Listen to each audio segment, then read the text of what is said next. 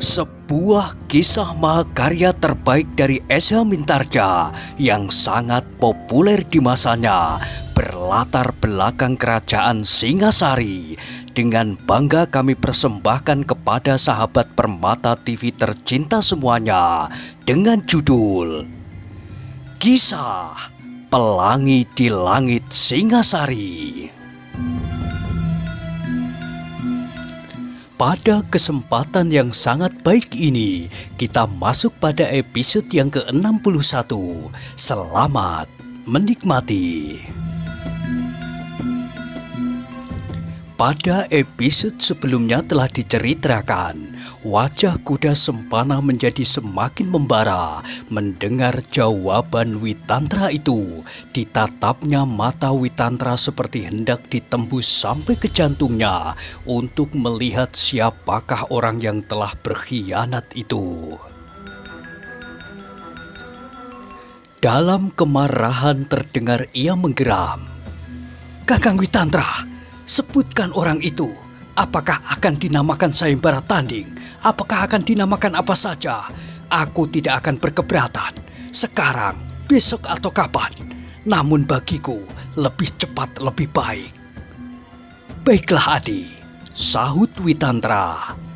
"Meskipun demikian, marilah kita sebutkan peraturan yang akan berlaku dalam perang tanding itu." "Omong kosong. Dengan segala macam peraturan, aku tidak berbicara tentang peraturan pada saat aku mengambil gadis itu," jawab kuda Sempana. "Tetapi itu kurang baik. Marilah kita bersikap seperti orang-orang yang mempunyai adat. Adat yang akan menampakkan sifat-sifat kejantanan kita. Kita tidak sekedar ingin menang, tetapi kita uji apakah kita laki-laki jantan, apakah kita selicik setan." "Bagus. Apakah peraturanmu?" "Yang kalah harus mengaku kalah. Tak ada persoalan lagi di kemudian hari. Gadis itu berada di tangan yang menang. Apapun yang akan dilakukan atas gadis itu." "Apakah tandanya kalah? Menyerah atau menjadi tidak berdaya? Sampai mati?" "Itu tidak perlu." "Pengecut. Kalau salah seorang terbunuh, apakah yang lain masih harus dihukum karena melakukan pembunuhan?" Witantra mengerutkan keningnya. Kuda Sempana benar-benar sulit untuk diredakan. Namun Witantra dapat mengerti pula perasaannya. Karena itu disadarinya bahwa pekerjaannya adalah pekerjaan yang sangat berat. Sejenak ia mengalami kesulitan mendengar pertanyaan kuda Sempana itu, sehingga ia berdiam diri untuk menimbang-nimbang. Yang terdengar adalah suara Ken Arok perlahan-lahan. "Tidak." Witantra berpaling. Ken Arok yang merasa terlanjur mengucapkan kata-kata itu segera menundukkan wajahnya. Ketika Witantra memandang wajah Tunggul Ametung sesaat, tampaklah wajah itu menjadi tegang. "Apa yang kau maksud, Adi?" bertanya Witantra. Ken Arok menjadi ragu-ragu. Meskipun demikian ia menjawab sambil menundukkan wajahnya. "Maksudku, kalau terpaksa terbunuh, bukankah itu berarti suatu kecelakaan? Kecelakaan yang tidak dapat dihindarkan, sehingga pihak yang lain tidak dapat dinyatakan bersalah." Witantra mengangguk-anggukkan kepalanya, kemudian gumamnya lirih. "Ya, demikianlah." "Bagus," sambut kuda Sempana menggosokkan telapak tangannya, seolah-olah pada saat itu juga telah siap melepaskan kekuatan pamungkasnya, Aji Kalabama. Kemudian terdengar Witantra berkata, "Kau sependapat?" "Aku sependapat," sahut kuda Sempana. "Tetapi sebutkan kepadaku, siapakah yang akan memasuki gelanggang?" "Itu tidak penting. Kau akan melihatnya nanti di arena." "Tidak perlu kau rahasiakan, Kakang. Sekarang atau nanti aku akan melihatnya," bantah kuda Sempana. tetapi ia menjadi ragu-ragu untuk sesaat apakah orang itu Mahisa Agni. Agni terluka, katanya di dalam hati. Witantra ragu-ragu sejenak. Sekali-sekali ia melihat kuda sempana memandang Ken Arok dengan tajamnya. Kuda sempana itu pun menaruh curiga pula kepada pelayan dalam yang baru itu. Tetapi ketika dilihatnya Ken Arok menundukkan wajahnya, maka segera ia mendesak. "Siapa?" Witantra menggigit bibirnya.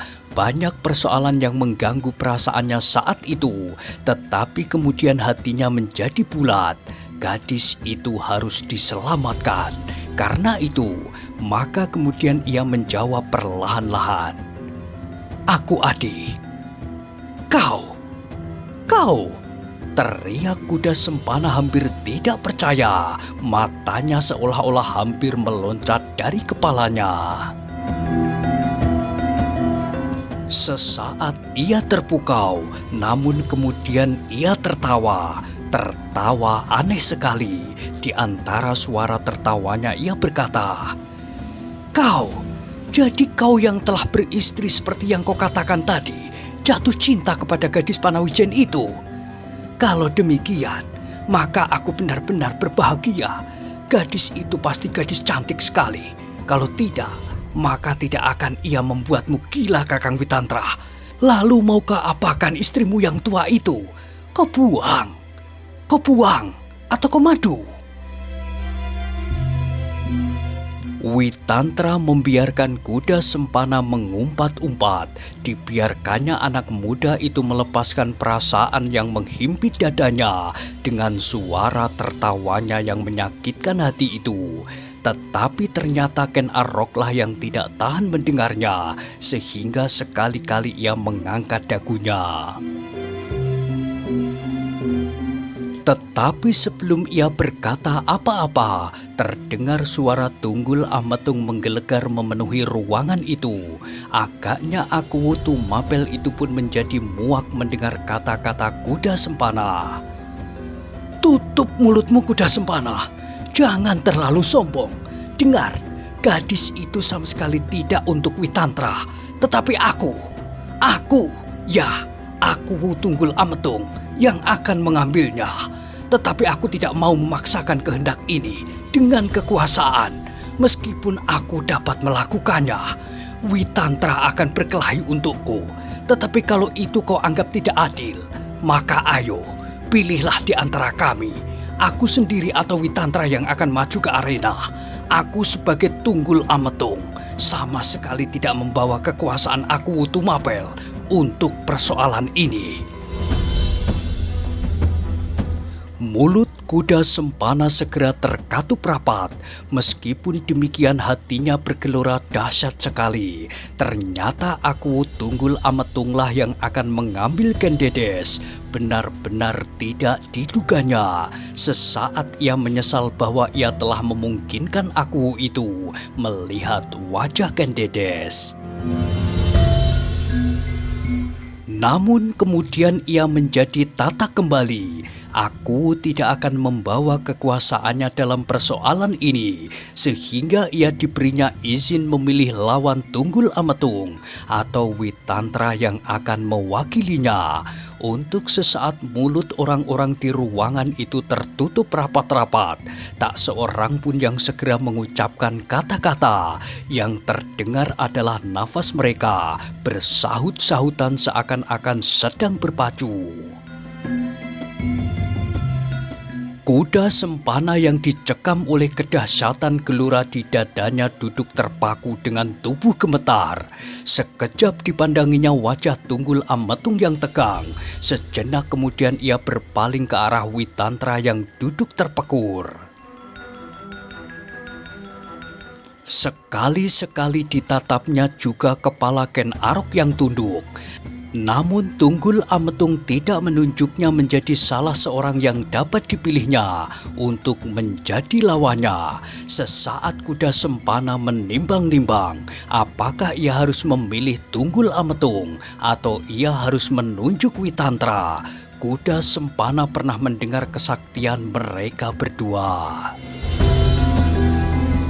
Meskipun kuda Sempana sebagai seorang pelayan dalam belum pernah pergi berperang bersama dengan salah seorang dari mereka, namun telah didengarnya betapa nama-nama mereka menjadi buah bibir kawan dan lawan. Kini ia harus memilih salah seorang daripadanya, tetapi kuda Sempana kemudian menengadahkan wajahnya. "Aku bukan prajurit pengawal raja," katanya di dalam hati. "Tetapi aku dipercaya untuk menjadi seorang pelayan dalam. Aku adalah seorang yang telah mendalami ilmu yang jarang dimiliki orang. Kalabama, meskipun seandainya mereka memiliki kekuatan melampaui kekuatan manusia biasa, maka dengan Kalabama mereka pasti akan luluh." Tetapi kuda Sempana menjadi ragu-ragu sesaat. Mahesa Agni adalah contoh dari mereka yang tidak dapat dihancurkan dengan Kalabama. Berbeda dengan Wiraprana yang mati oleh tangannya tanpa kesaktiannya itu dipergunakan. Ketika ia sedang sibuk menimbang-nimbang, terdengar Tunggul Ametung yang hampir pingsan karena ketegangan itu berteriak, "Ayo, apakah kau tiba-tiba menjadi bisu?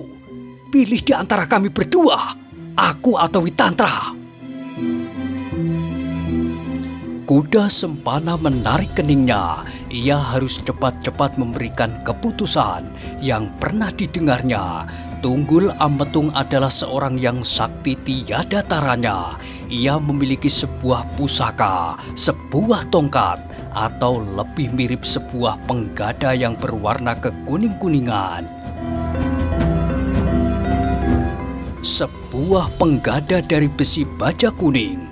Alangkah saktinya pusaka itu, sehingga dengan agak berlebih-lebihan dikatakan orang bahwa gunung akan runtuh dan lautan akan kering disambar oleh pusaka itu.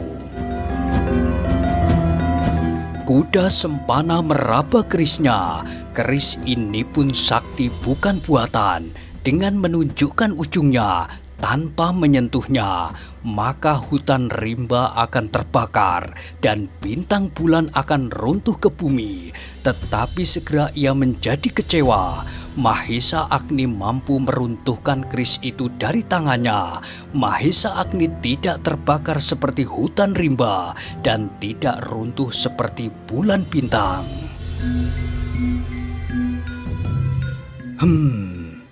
Ia menggeram. Keris ini akan mampu membunuh lawannya apabila aku berhasil menggoreskan pada kulit lawan. Karena itu, maka ia tidak akan memilih Tunggul Ametung. Akhirnya setelah bulat tekadnya, maka diangkatnya wajahnya sambil berkata, "Ampun Tuanku, hamba akan memilih Kakang Witantra untuk maju, meskipun Tuanku yang menghendaki gadis itu." Tunggul Ametung memandang kuda Sempana dengan tajamnya. "Kenapa?" ia bertanya. "Kakang Witantra lebih baik bagi hamba," jawab kuda Sempana lancar. Tunggul Ametung mengerutkan keningnya. Sesaat ia menjadi bimbang. Apakah Witantra dapat memenuhi janjinya membebaskan gadis panah Wijen itu? Sebab sudah dilihatnya kuda Sempana mampu membunuh Wiraprana dengan tangannya tanpa kesulitan. Namun Witantra adalah prajuritnya yang terpercaya, sehingga akhirnya ia mengangguk-anggukkan kepalanya sambil berkata, "Jadilah, aku akan menyaksikan perang tanding ini. Kapan akan kalian lakukan?" "Sekarang," sahut kuda Sempana. Tunggul Ametung mengangguk-anggukkan kepalanya.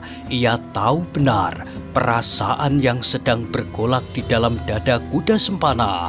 Karena itu ia bertanya kepada Witantra, "Bagaimana pendapatmu?" "Aku sudah menyangka bahwa adik kuda Sempana tidak akan dapat bersabar. Aku tidak berkeberatan. Sekarang," jawab Witantra. "Bagus, aku siap menunggumu di luar, Kakang Witantra," berkata kuda Sempana sambil beringsut dari tempatnya. Tunggu. Tunggul Ametung menahannya. Katanya kemudian, aku akan memanggil beberapa orang saksi, beberapa orang prajurit dan beberapa orang pelayan dalam. Terserah pada tuanku, aku tunggu kau di alun-alun, Kakang. Tidak di alun-alun, potong Tunggul Ametung, tetapi di halaman belakang istana ini. Kenapa? Biarlah rakyat Tumapel menyaksikan perang tanding ini, menyaksikan betapa kuda Sempana mempertahankan haknya yang akan direbut orang. Gila kau, sahut Tunggul Ametung. Apakah kau sangka gadis itu sudah menjadi hakmu? Tidak, kuda Sempana, gadis itu belum hakmu. Aku Tunggul Ametung yang sengaja datang ke Panawijen untuk melindunginya dari kekotoran tanganmu. Tahu? Kuda Sempana terkejut mendengar jawaban aku itu, tetapi Witantra dan Ken Arok sama sekali tidak, sebab mereka sudah berjanji bahwa aku akan mempertanggungjawabkan pengambilan gadis itu seolah-olah untuknya sendiri. Hal itu akan lebih baik baginya. Sedang apabila ternyata Ken Dedes telah bebas dari tangan kuda Sempana, maka biarlah gadis itu menentukan kehendaknya sebagai tebusan atas kesalahan yang telah terlanjur dilakukan oleh Tunggul Ametung itu. Dan sebelum kuda Sempana menjawab, aku itu meneruskan. Aku beri kesempatan kau melakukan perang tanding, sebab aku tahu bahwa kau pun merasa berhak pula atas gadis itu. Tetapi tidak di muka rakyat Tumapel. Rakyat Tumapel pasti akan menuntutmu, memenggal lehermu di alun-alun, sebab kau telah berani mencoba merebut gadis itu dari tanganku, tangan aku Tumapel. Kuda Sempana menjadi bingung mendengar keterangan aku itu, namun kemudian ia tidak peduli lagi. Cepat-cepat ia beringsut dan berjalan keluar dengan tanpa berkata sepatah kata pun. Sesaat kemudian Witantra pun mundur pula dari hadapan aku, sehingga tinggallah kemudian Ken Arok yang mendapat perintah dari aku untuk mengundang beberapa orang perwira prajurit dari berbagai kesatuan dan para pimpinan pelayan dalam.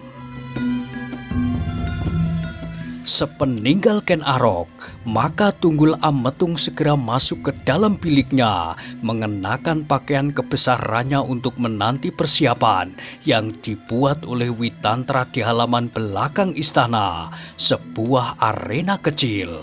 Kepada beberapa orang juru taman, Witantra memerintahkan menyiapkan tempat itu, membentangkan tikar pandan di sekelilingnya, dan beberapa perlengkapan yang lain. Kuda Sempana yang melihat itu sama sekali tidak bersabar. Dengan lantang ia berkata, "Apa perlunya segala macam persiapan itu? Di sini kita bisa bertempur, dimanapun, dan tanpa persiapan apapun. Biarlah kali ini kita lakukan dengan baik, Adi. Meskipun tidak sempurna, biarlah kita lakukan dengan upacara perang tanding antara kesatria." "Persetan!" sahut kuda Sempana yang kemudian berjalan mendekati Witantra. "Kakang Witantra, coba katakan kepadaku, hadiah apa yang dijanjikan kepadamu, sehingga demikian bernafsu kau memisahkan Ken Dedes dariku? Apakah kau dijanjikan untuk menjabat pangkat yang lebih tinggi, bukan sekedar perwira pengawal aku, tetapi akan diangkat menjadi senopati agung misalnya, atau panglima Tumapel atau apa?" Witantra memandang wajah kuda Sempana yang penuh hinaan itu dengan tenang.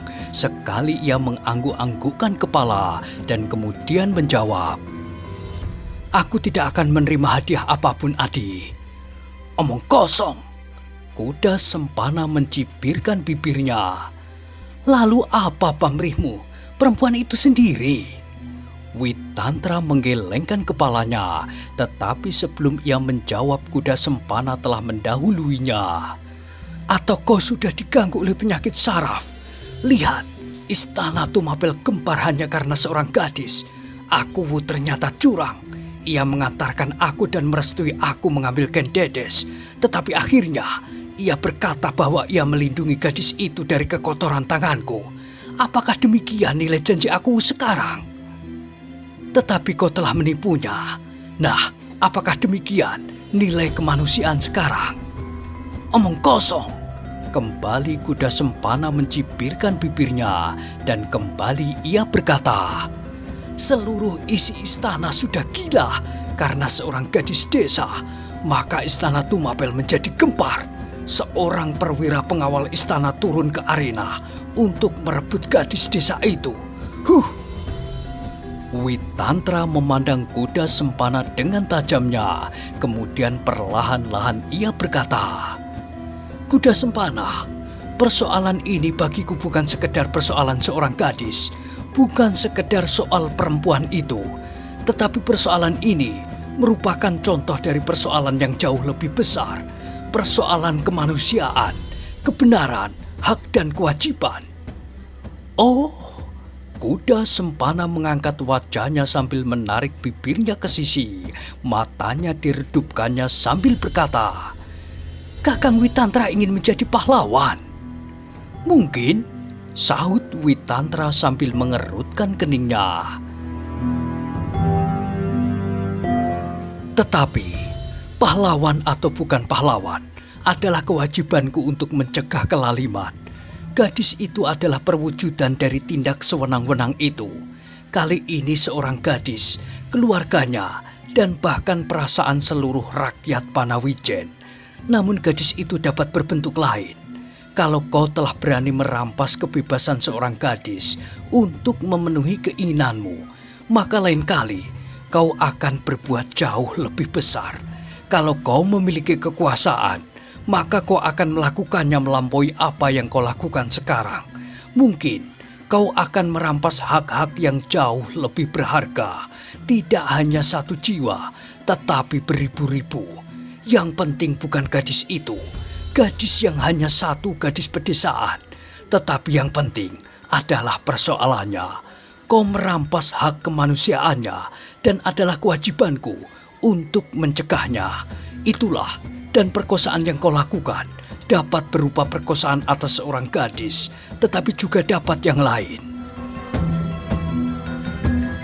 Kuda sempana menjadi tegang. Ia kini tidak mencibirkan bibirnya lagi, tidak menarik bibir itu ke sisi dan tidak meredupkan matanya, tetapi wajahnya menjadi tegang. Katanya, kau mencoba menghubungkannya dengan persoalan yang disebut persoalannya, bukan bentuknya, tetapi kau lupa bahwa untuk kepentingan yang lebih besar, maka aku berbuat demikian. Dengan gadis itu di sisiku, aku akan lebih banyak berbuat untuk Tumapel, untuk tanah ini. Alasan yang terlalu dibuat-buat. Kau ingin mengatakan bahwa apa yang terjadi adalah sesuai pengorbanan untuk masalah yang lebih besar. Omong kosong. Yang terjadi adalah korban nafsumu yang tak terkendali. Kali ini kau bernafsu atas gadis itu, tetapi lain kali kau bernafsu untuk menjadi Akuwu. Dapatkah kau katakan bahwa jabatan Akuwu akan memberi kesempatan kepadamu berbuat lebih banyak atas tanah ini, Tumapel? Persetan dengan uraianmu yang bodoh. Nah, kalau demikian apalagi yang kita tunggu? Akuwu, sahut Witantra. Kuda sempana menggeram. Ia benar-benar tidak dapat bersabar lagi. Namun kuda sempana itu tidak perlu menunggu terlalu lama. Sebentar kemudian datang Akuwu Tunggul Ametung, diiringi oleh beberapa orang perwira. Di wajah-wajah mereka terbayanglah berbagai pertanyaan dan keraguan-raguan. Namun di antara mereka telah juga beredar kabar dari mulut ke mulut bahwa istana Tumapel sedang digemparkan oleh seorang gadis Panawijen. Namun beberapa orang perwira dapat mengerti kenapa Witantra telah menyediakan dirinya dalam persoalan yang tampaknya tidak lebih dari rebutan seorang gadis itu. Tetapi bagi Witantra, pandangannya jauh menembus pada pokok persoalannya. Kemanusiaan, kebenaran dan kemungkinan-kemungkinan yang bakal terjadi di hari-hari berikutnya, supaya tidak semua orang dapat berbuat seperti kuda sempana, memenuhi nafsu sendiri dengan mengorbankan apa saja, bahkan nama aku Tunggul Ametung sendiri. Ketika kuda sempana melihat beberapa orang yang datang ke arena itu, maka ia menjadi gelisah. Ia menjadi cemas kalau aku sekali lagi mengingkari janji. Apabila ia berhasil mengalahkan Witantra, maka aku akan dapat membuat alasan-alasan lain untuk menyingkirkannya. Sebab di tangan Tunggul Ametung terletak kekuasaan Tumapel. Ia ragu-ragu apakah benar aku dalam hal ini tidak ingin mempergunakan kekuasaan. Bukankah karena kekuasaan aku pula, maka Witantra dapat mewakilinya? Tetapi kuda sempana tidak mau memusingkan dengan angan-angan yang mencemaskan. Ia akan berteriak di hadapan para satria itu perjanjian yang telah dibuatnya dengan Witantra dan aku. Apabila aku mengingkarinya, biarlah para perwira itu akan dapat menilainya. Sesaat kemudian kuda sempana dengan tidak sabar sama sekali telah meloncat ke tengah-tengah gelanggang yang dikelilingi oleh beberapa orang perwira yang duduk di atas selapis tikar pandan. Witantra pun kemudian maju pula setelah menyembah dan berkata kepada Tunggul Ametung, "Hamba akan mencoba berbuat sebaik-baiknya." Aku, Tunggul Ametung, tidak menjawab. Ia hanya mengangguk kecil penuh kebimbangan. Perasaannya kini justru tidak setenang malam tadi. Perasaannya kini mulai bergolak kembali. Ia takut, sebenarnya takut, bahwa Witantra tidak akan dapat mengalahkan kuda sempana. Perasaan aku kini bukanlah sekedar ingin membebaskan Ken Dedes dari tangan kuda sempana, namun tanpa diketahuinya sendiri, perasaan itu telah terdorong semakin jauh. Ia benar-benar ingin memenangkan sayembara ini, memenangkan untuk memiliki hasil kemenangannya. Beberapa orang perwira duduk acuh tak acuh, bahkan ada di antara mereka menggerutu tak habis-habisnya. Kenapa ia harus menyaksikan perkelahian yang berpusat pada persoalan seorang gadis? Namun beberapa perwira yang lain menjadi cemas. Mereka memuji kejujuran Witantra dalam perkelahian itu. Ia benar-benar seorang yang tidak terlibat dalam suatu kepentingan pribadi atas gadis itu. Ken Arok yang duduk di tepi arena itu pun memandang mereka yang telah siap bertempur dengan pandangan yang suram. Hatinya menjadi berdebar-debar dan bahkan suatu perasaan aneh telah merayapi hatinya. Seperti beberapa orang yang lain, maka Ken Arok jauh lebih dapat memuji Witantra di dalam hatinya. Ia benar-benar satu-satunya orang yang berjuang tanpa pamrih. Ia bertempur benar-benar untuk menegakkan kemanusiaan, hak atas dasar kewajiban. Nah, bagaimanakah kisah selanjutnya? Silahkan ikuti terus kisah Pelangi di Langit Singasari pada episode berikutnya. Sampai jumpa.